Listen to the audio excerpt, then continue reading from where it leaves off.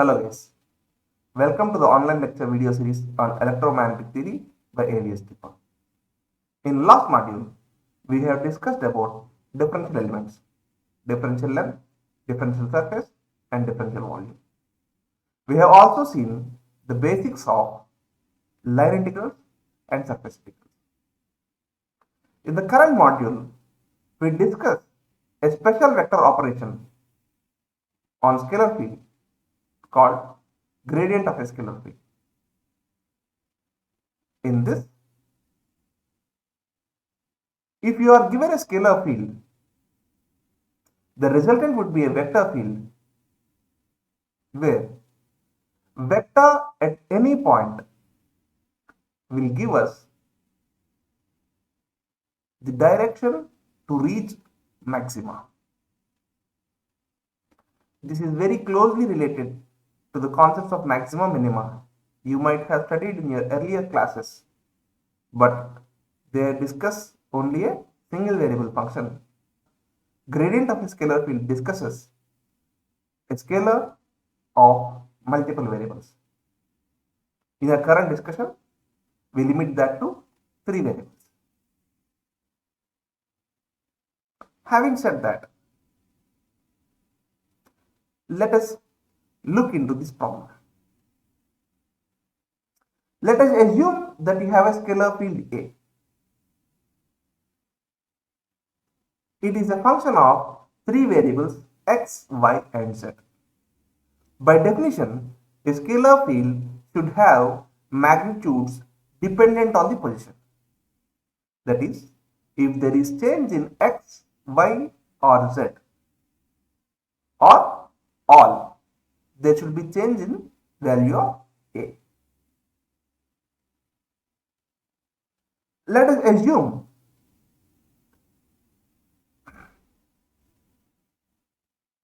and remember that it is quite possible for this scalar field to have a maximum at some point we don't know. Our aim is to reach this maximum. That is, we are interested in finding out in what direction we shall move such that we reach a point where the value of A is maximum. Let us assume you are at a point x1 and y1, z1. At this point, let the value of the scalar field be A1. Now, if there is change in x, y, z by smallest possible distances, you would be at a new point x1 plus dx, y1 plus dy and z1 plus dz. If you remember the concept of differential calculus, where a w is a function of v, then change in w can be expressed as differentiation of z with respect to v times change in v. Here w is the dependent variable and v is the only independent variable. This z dash can also be written as dw by dv times. This is the convention we are used to. But here, see this A. It is a function of multiple variables, say x, y and z. Remember, these x, y and z are independent to each other. That means change in x will not affect in change in y, and also in Z and vice versa. Not just that, change in A because of X is also independent of change in A because of Y and change in A because of Z. These changes to a particular variable out of multiple variables can be expressed as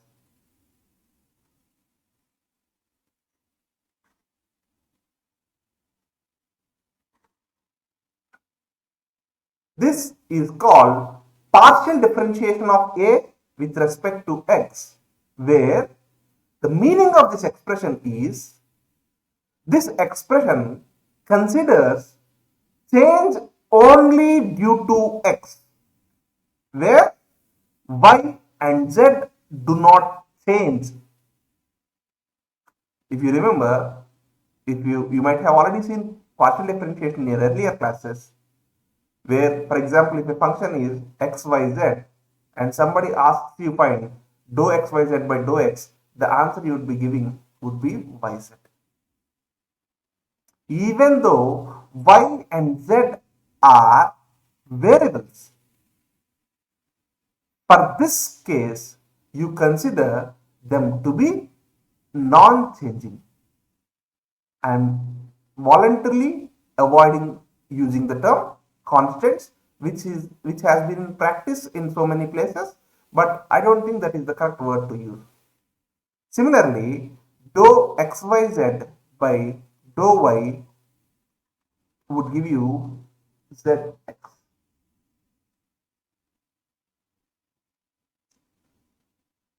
The reason is quite obvious.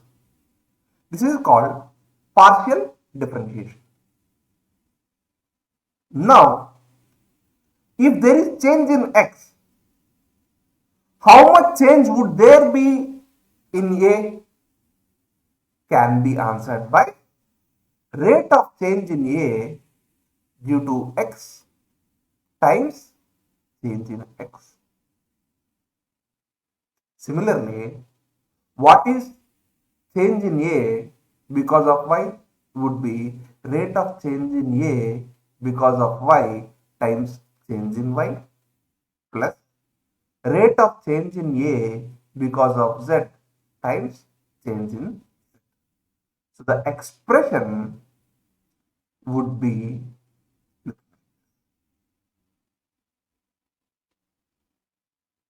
where these terms represent rate of changes in x, y, and z.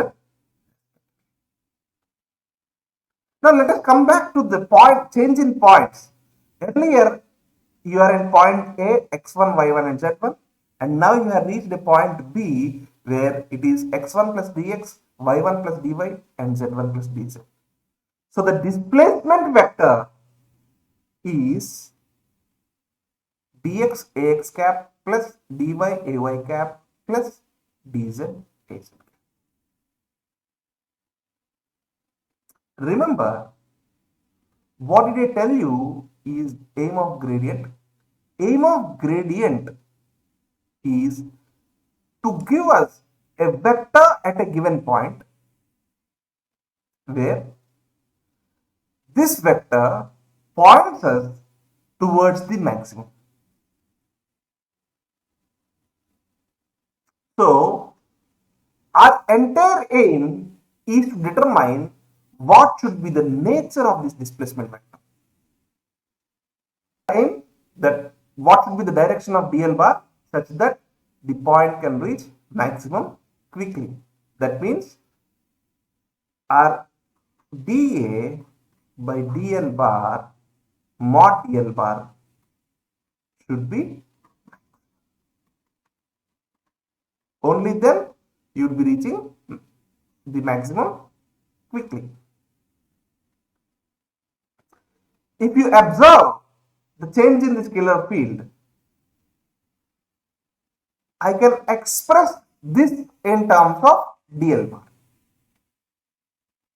But for me, in order to do that, I will be using the properties of dot product. A vector A bar, when dotted with B bar, the result can be expressed as sum of product of components. The meaning being, A bar dot B bar can be expressed as AX BX plus AY BY plus AZ BZ, where AX is the component of A along X and BZ is the component of B along Z, and rest follows. Now that this dA, I am telling you, I can write this as some vector z bar. Let me name that as z bar dotted with dl bar. Now, when I express this dA as z bar dot dl bar, I should try and remember that z bar is nothing but zx ax cap plus zy ay cap plus zz az cap.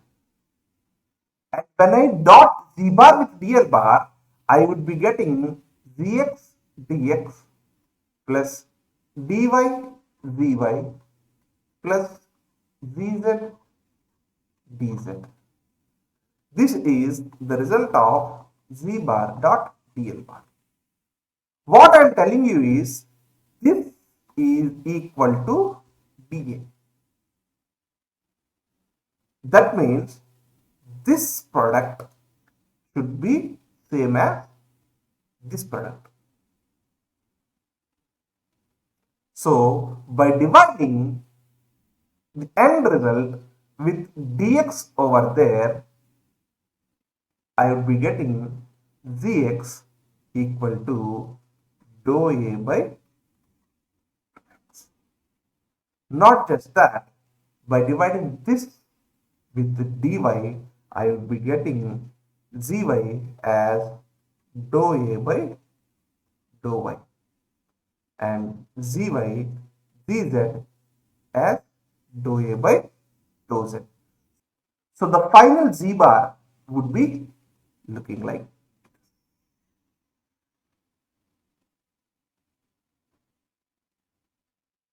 Now, what was our aim? Our aim was to determine what should be dl bar such that dA by dl is maximum. Let us go back to our initial assumption that dA can be expressed as z bar dot dl bar. Now, this can also be expressed using the properties of dot product as mod z bar. dl is nothing but mod dl bar and cos of angle between z and dl. Now, this dA is changed in the variable. dl is the amount of change. I can also call it step size. Imagine that you are on a curve like this. Let us discuss about a single variable case, okay? This being function of x. Now, if you are here, you may move in multiple directions. You may move in this direction, this direction, this direction,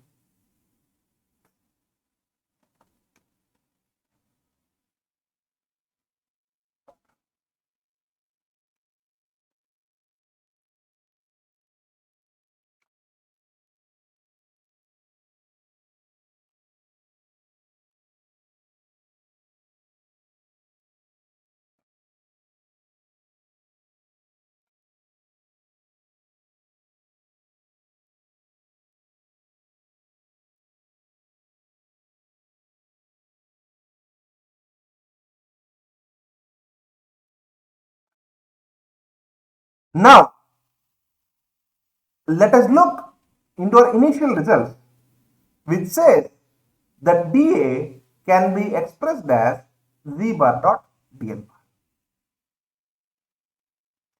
Using the properties of dot product, the z bar dot dl bar can also be expressed as mod z dl cos theta, where mod z is the magnitude of z bar and dl is magnitude of dl bar, and cos theta is cosine of angle theta between z bar and dl bar.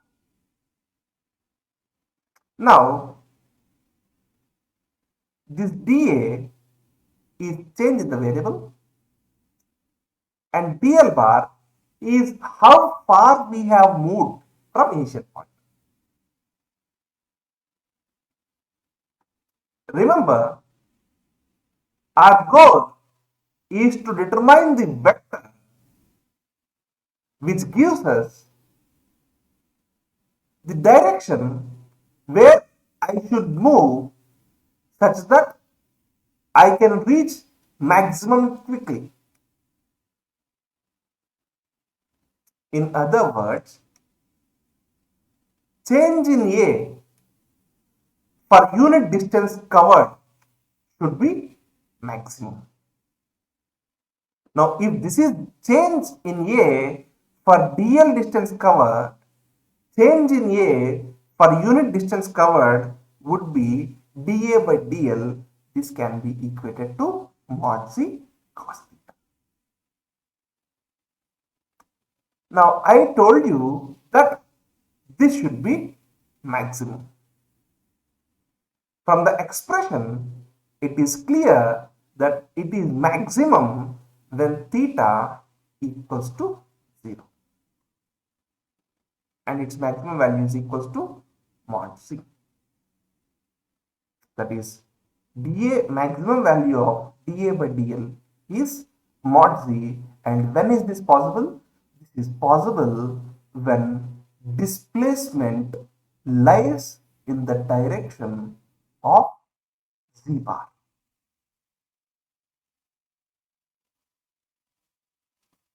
This is very interesting mathematics which we have seen. But what does this mean physically? Imagine that this screen which you are seeing is your floor. Okay, the screen which you are seeing is your floor. Fine. This is winters, right? This is winters. So obviously, many of you might be using some room heater or something like that. So there is a room heater. There is a room heater somewhere. Okay. What everybody wants to do? Everybody wants to enjoy some heat, right? During this cold winter times. Now imagine that you are here. Okay. And let us say that this is x bar and this is y. Okay. The conventional approach is x bar and this is y bar. This is your heater. Now you are here. See, it is very obvious that if you move closer to heat, you will get more temperature. If you move away from the heater, the temperature drops. Here, the temperature is a scalar field. The temperature is the scalar field. Here. Right? What happens if you increase y?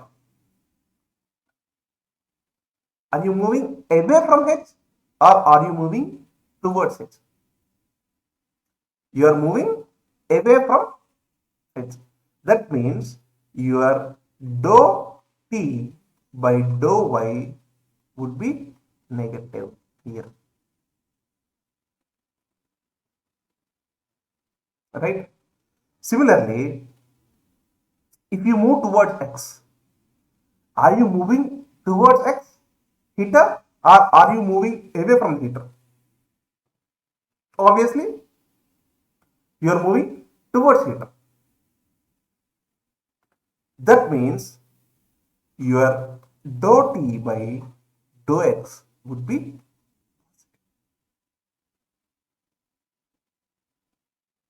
So what you'd be getting is you'd be getting a positive rate change and a negative rate change. This is the order where you are getting. So what do you make sense of it? Now this is rate of change. This is Z bar. This is dou T by dou X and dou T by dou. Now what do you get from it? You get that if you move in positive direction, temperature would increase. If you move in positive y direction, the temperature would decrease. So what should be your DL? Your DL bar would now be equal to dx should be positive, whereas dy should be negative. Here I am telling you that you move towards decreasing y. That is, the direction in which you should be moving is here. That means you should be moving in this direction. Now imagine that you are at this point. Okay, imagine you are at this point. Again, this is y and this is x.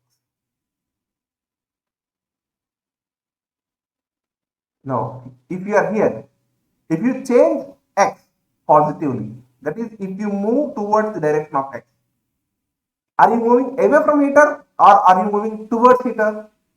You are moving away from the heater. That means here your change would be a negative quantity. If you move towards y, are you moving towards heater or are you moving away from heater? We are moving towards heater. That means this would be.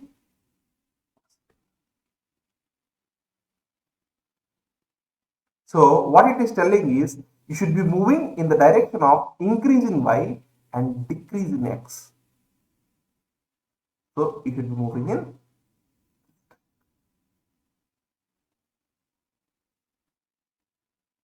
Similarly, if you are somewhere around here, if you move in this direction, this would be positive, and if you move in this direction, also it is positive. So it is telling you to move you in this. For example, if you are here, if you move in this direction, the temperature would decrease. If you move in this direction, also the temperature would decrease. So it is telling you to move in. See, understood the physical significance of the gradient? The physical significance of gradient is it always directs you in what direction you should move such that you reach maximum.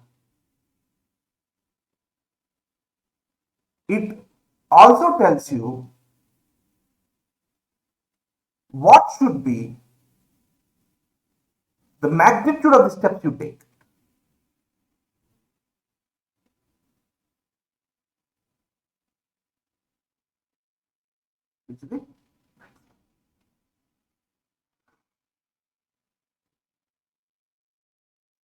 It will also tell you what is the maximum possible change you can experience for a unit change in position. That is this mod z bar. Having discussed this, let us look at some properties of gradient. I forgot to tell you that this is the symbol which you would be using to represent gradient. This is called del operator.